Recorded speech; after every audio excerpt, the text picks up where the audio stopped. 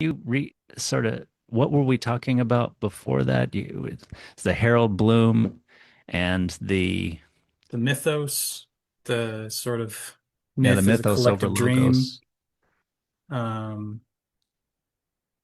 yeah, All right, I've yeah, got to I take don't know. notes. Yeah, I mean, it's such a good conversation. I'm sure we're going to leave threads unfollowed on occasion. If you're listening, leave a comment. Let us know. Let us know what threads we're missing. Maybe we'll pick them up next time if they're rich enough. Yeah, You that know? sounds good. Yeah. Yeah, I'm sorry. I shouldn't have gone off into that rationality thing. But then I wouldn't have had that Vervaeke quote. Yeah.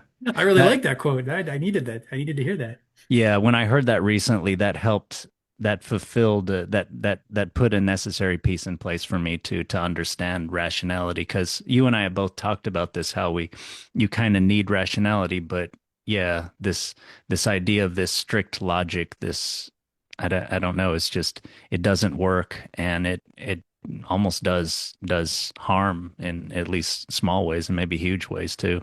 Oh, Oh, huge for sure. For sure. yeah. Yeah.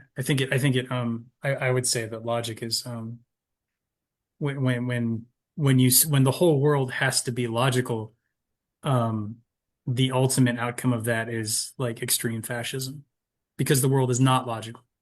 And if you insist that it is, even if you don't insist that the world is logical, like that the world behave in a logical way, if you just see the world only through the eyes of logic, and that's the only sort of filter that you take, you relate to the world with at all, you will incline yourself towards needing to put your will onto other beings because they're not being logical and they should be logical. If you don't have an appreciation for your own non-logical wisdom or your own non-logical emotional needs or your psychology, if you're not aware of that, then when other people are behaving in that way, you're going to insist that they be logical because everything else is a failure.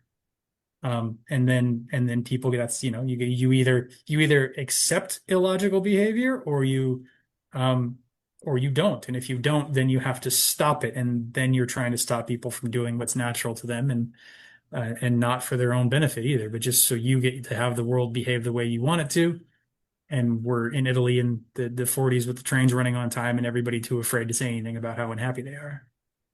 Yeah, yeah. That reminds me of the Lois Lowry story, The Giver, which is kind of about this imagined kind of perfectly communist society in the future where science has advanced enough to where they can have true communism. And one important part of that society is that they have a rigorous training in the use of words. Words have to be used in this certain way.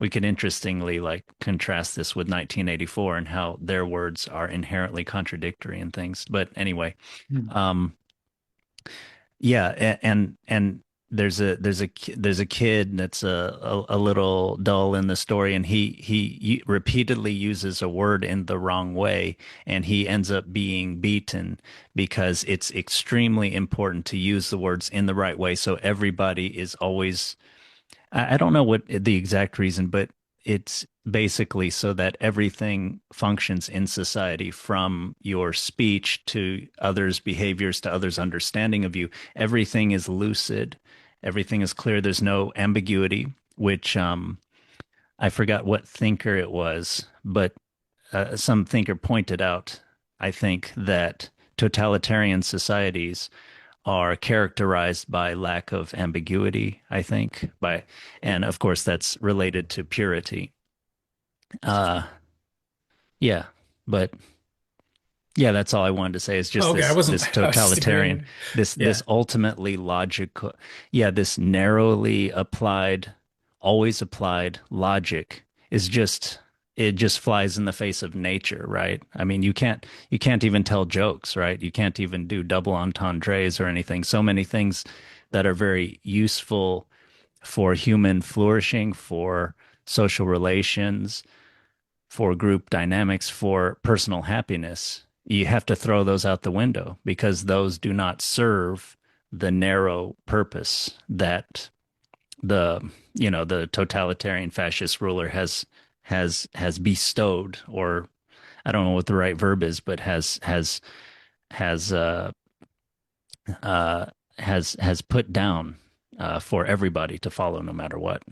Yeah, it's interesting. It's interesting because in bringing up the story of the giver, you're talking about a sort of a communistic society, and the totalitarianism there is like we all have to abide by this structure so that society runs smoothly, and you're Yeah. impure if you do not belong to the structure. So like what I want to say here, there's an overemphasis on belonging. You must belong to the society. If you do not, then you have failed. Um, and therefore you're outcast or you're killed or you're imprisoned or whatever, something bad happens to you. So it sort of negates the individual entirely. Oh And yeah, then yeah. and then on the other hand, you have the strongman fascism, which I mean, it's always a muddy area when you try and do these split these in two, but what you have on the other side of things is meaning because Stalin was a communist, but Stalin was also a strongman, so he kind of you can't Mm, really say it's one or the other. But he kind of had both, I guess. But the strongman fascism is like it's the will of the individual over anybody else, and then